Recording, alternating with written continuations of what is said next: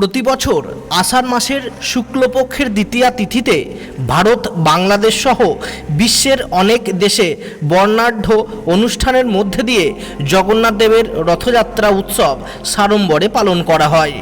রথে থাকেন জগন্নাথ, বলরাম, সুভদ্রার খর্বাকৃতি মূর্তি। ভক্তবৃন্দ ভক্তিপূর্ণ চিত্তে রথের দড়িতে টান দিয়ে রথকে এগিয়ে নিয়ে যান। শাস্ত্রে আছে, রথস্থ বামনাং দৃষ্টা পুনর্জন্ম ন বিদ্যতে। রথের উপরে খর্বাকৃতি বামন জগন্নাথকে দর্শন করলে তার পুনর্জন্ম হয় না। তাই রথের দড়ি ধরে রথ টানা মহাপূর্ণ কর্ম বলে সনাতন ধর্মে স্বীকৃতি লাভ করেছে। পুরীর রথযাত্রা উৎসব হচ্ছে বড় ভাই বলরাম বা বলভদ্র ও বোন সুভদ্রাকে সঙ্গে নিয়ে শ্রীকৃষ্ণের বৃন্দাবন যাত্রা স্মারক। তিনজনের জন্য আলাদা আলাদা তিনটি রথ। রথযাত্রা উৎসবের মূল দর্শনীয় হলো এই রথ তিনটি। প্রথমে যাত্রা শুরু করে বড় ভাই বলভদ্রের রথ।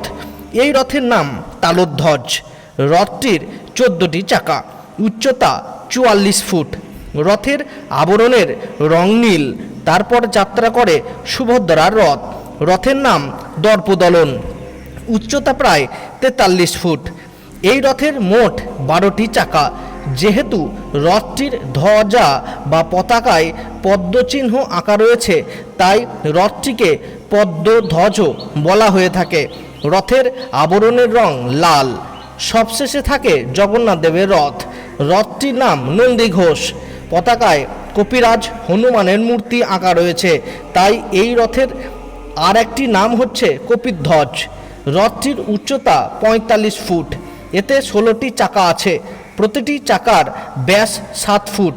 রথটির আবরণের রং হলুদ। তিনটি রথের আবরণের রং আলাদা হলেও প্রতিটি রথের উপরিভাগের রং লাল। ভিডিওটি আপনাদের কেমন লাগলো তা অবশ্যই কমেন্ট বক্সে কমেন্ট করে জানান। আর ভিডিওটি দেখার জন্য আপনাদের অসংখ্য ধন্যবাদ।